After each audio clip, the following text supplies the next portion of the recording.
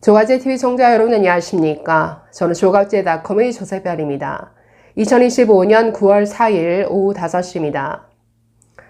조국혁신당의 성추행 사건이 지금 화제가 되고 있습니다. 오늘 조국당의 강미정 대변인이 항의성 탈당 선언 기자회견을 하면서 이 문제가 불거졌는데 그 내용이 매우 충격적입니다. 이뿐 아니라 이 문제가 침묵으로 일관하고 있는 조국 전 대표 그리고 민주당 최강욱 전 의원의 2차 가해 논란으로까지 번졌는데 이 내용 좀 살펴보도록 하겠습니다. 먼저 조국당에서 발생한 이 성추행 사건의 내용이 뭐냐?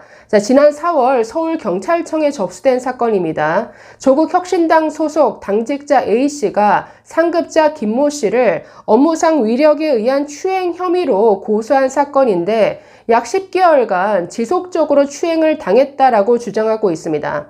고소장에 적힌 내용을 보면 정말 어처구니가 없는데 김 씨가 택시 안에서 포옹을 하고 볼에 입을 맞추거나 노래방에서는 허리를 감싸는 등의 추행을 했다라는 내용이 담겨 있고 고소인이 방광염으로 인해 몸 상태가 좋지 않다라고 하자 XX를 하지 않아서 그렇다라는 정말 듣기도 민망한 성적 발언을 했다. 이런 주장도 담겨 있습니다. 이뿐 아니라 고소인이 삼보일배를 하는데 이 김모 씨가 이 고소인의 뒷모습을 보고 또 성적 발언을 하거나 텔레그램에서 그 업무상 대화를 하던 중에 이 김모 씨가 쪽이라고 답했다는 게 이 고소인의 주장인데 정말 이게 사실이면 성추행도 정말 그 내용이 너무나 더럽다라는 생각이 듭니다. 문제는 이 성추행 사건을 이 당이 어떻게 다루었느냐, 이 사건을 고소하고 이 문제가 불거졌을 때 이걸 제대로 잘 다루고 징계할 사람 징계하고 이 피해자를 보호했어야 되는데 그렇지 못했던 모양입니다. 이 문제에 대해서 오늘 조국당에서 대변인을 맡고 있던 강미정 조국혁신당 대변인이 탈당을 선언하고 항의성 기자회견을 했습니다. 오늘 기자회견에서 이렇게 밝혔습니다. 검찰개혁이라는 분명한 목표가 있어서 흔들리지 않았지만 그 길 위에서 제가 마주한 것은 동지라고 믿었던 이들의 성희롱과 성추행 그리고 괴롭힘이었다. 그리고 그것을 외면하거나 모른 척하던 시선들이다.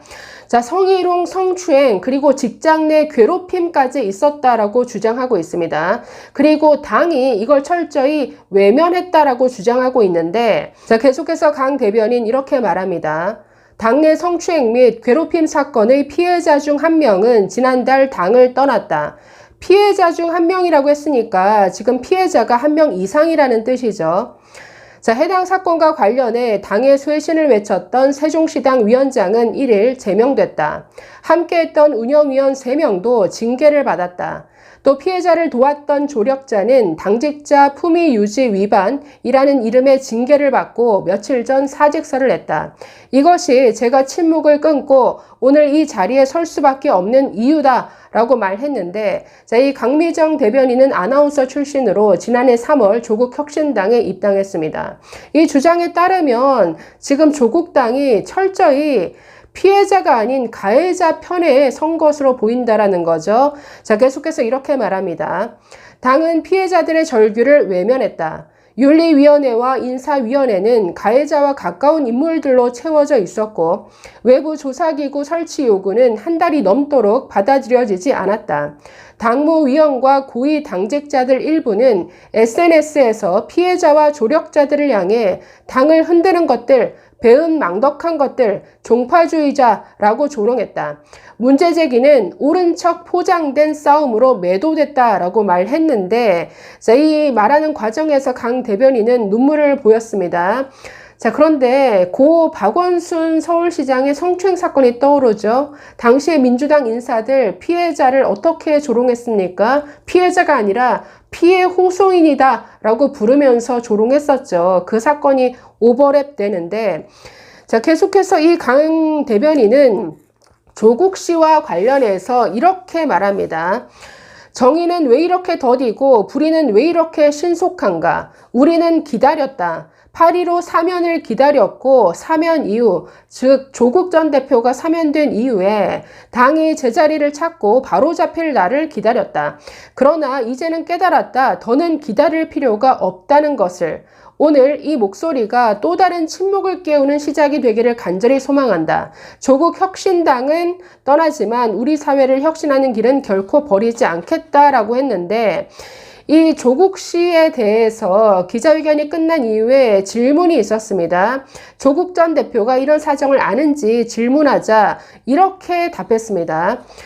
자, 조국 전 대표가 수감되어 있는 기간 동안 함께 연대하는 당원들이 편지로 소식을 전했고 사면되어 나온 후에도 피켓 등으로 자세히 전한 것으로 안다. 하지만 당의 입장 변화가 없었고 조 전 대표에게도 다른 입장을 듣지 못했다.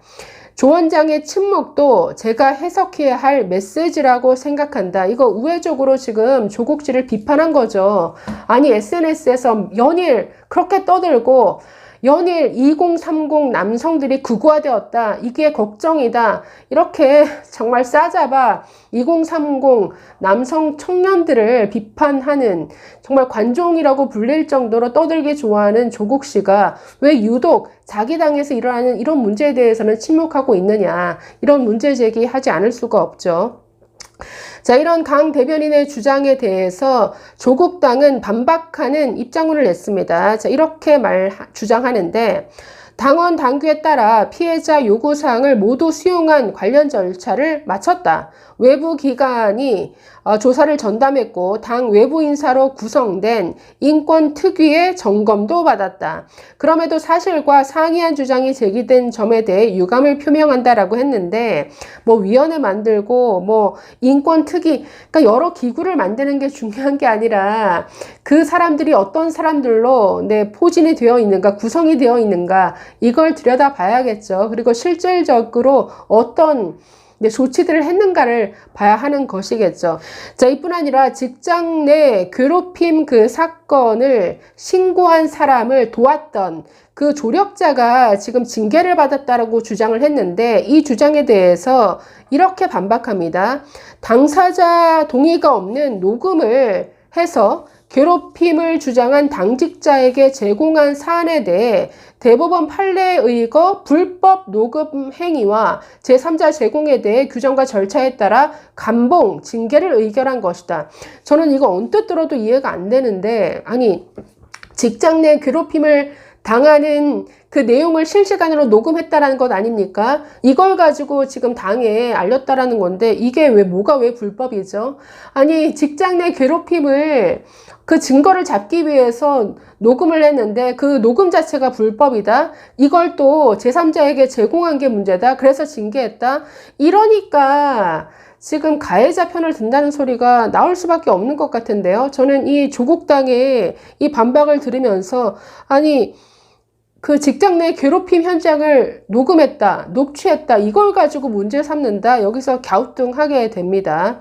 자, 그래서 오늘 기자회견으로 이 문제가 굉장히 이슈가 됐는데, 자, 모든 일에 훈수두기 좋아하고 떠들기 좋아하는 조국 전 대표가 아니 자기 당에서 일어난 이 문제에서만큼은 그냥 침묵을 지켰습니다. 자, 이에 대해서 개혁신당이 아주 비판에 나섰는데, 자, 개혁신당 정의한 대변인은 이날 논평을 내고, 갈라치기에는 요란하던 조국 전 대표의 스피커, 정작 지금은 왜 꺼져 있나? 라고 비판했는데, 자, 내용 보겠습니다. 강미정 조국혁신당 대변인이 당내 성비위 문제에 대한 미온적 대처와 피해자에 대한 2차 가해를 이유로 탈당을 선언했다. 강 대변인에 따르면 성추행, 괴롭힘 사건 피해자는 떠났고 피해자를 도운 이는 징계받고 당을 떠날 수밖에 없었다고 한다. 문제 제기는 폭력으로 막혔고 가해자와 가까운 인물들이 윤리위와 인사위를 장악했다고 한다. 밖으로는 정의를 외치면서 안에서는 불의를 방조하는 것이야말로 최악의 이중성이다. 내부의 잘못조차 고치지 못하는 정당이 어떻게 국민 앞에서 혁신을 이야기할 수 있나? 이번 사안에 대해 책임있게 나서지 않는다면 조국 혁신당이 가장 먼저 혁신해야 할 대상은 조국 전 대표일 것이다 라고 비판했습니다. 최근 정말 조국 전 대표, 사실 이 조국 씨 하면 대표적으로 떠오르는 네 글자가 내로남불이죠. 내로남불과 이중성으로 대표되는 인상인데, 아니, 그렇게 사면을 받아서 깜빵 탈출을 했으면 좀 지난날에 대한 어떤 반성과 사과, 사죄 이런 게 있어야 할 것 같은데 느닷없이 2030 남성들을 극우 세력이다라고 싸잡아 비난하는 이런 발언들을 했죠. 그런데 정작 자기 당에서 일어난 이런 어처구니 없는 일에 대해서는 지금 침묵으로 일관하고 있다라는 것. 자, 그래서 조국 씨의 이렇게 불똥이 튀었는데, 자, 한 번 더 불똥이 어디로 튀었느냐? 갑자기 민주당 최강욱 전 의원에게 불똥이 또 튀었습니다. 자, 이 문제에 대해서 최강욱 전 의원, 이분은 항상 입이 문제죠. 이분의 정말 거친 입. 예전에 그 법사위에서 한동훈 법무부 장관 시절 서로 공방이 오가던 장면을 보면 어쩜 저렇게 말을 함부로 할까라는 생각이 들 정도로 정말 말을 아무렇게나 내뱉는 사람이었는데 역시나 이 문제에 대해서도 어이없는 2차 가해성 발언을 한 것 같습니다. 자, 보시면 혁신당 성비위 논란의 개돼지 발언, 민주당이 긴급 진상조사에 나섰다라는 이런 뉴스가 전해졌는데, 자, 며칠 전 대전에서 강연을 하는 도중에 이런 발언을 했다라고 합니다.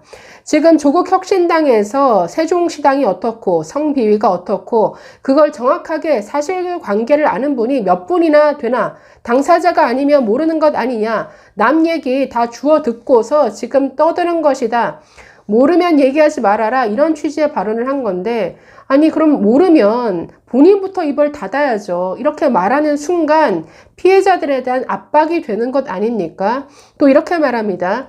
그냥 내가 보기에 나는 누구누구가 좋은데 저런 얘기를 하니까 저 말이 맞는 것 같아. 이건 아니다. 그건 개 돼지의 생각이다. 그러니까 이건 성추행 가해자에 대해서 그 문제 제기하는 사람들, 즉 피해자 편에 선 사람들을 겨냥해서 하는 발언이죠. 그러면서 개 돼지의 생각이다, 개 돼지에 비유했는데 이거야말로 2차 가해 아닙니까? 그래서 이런 논란이 확산이 되니까 민주당 정청래 대표가 부랴부랴 이 윤리감찰단에 지시를 해서 진상조사를 하라라고 한 모양입니다. 이렇게 기자회견까지 하면서 불거진 이 문제가 앞으로 언론의 주목을 받을 것 같은데, 자, 먼저는 1차적으로 조국 전 대표가 이 문제에 대해서 어떤 반응을 보일지가 매우 궁금하네요. 감사합니다.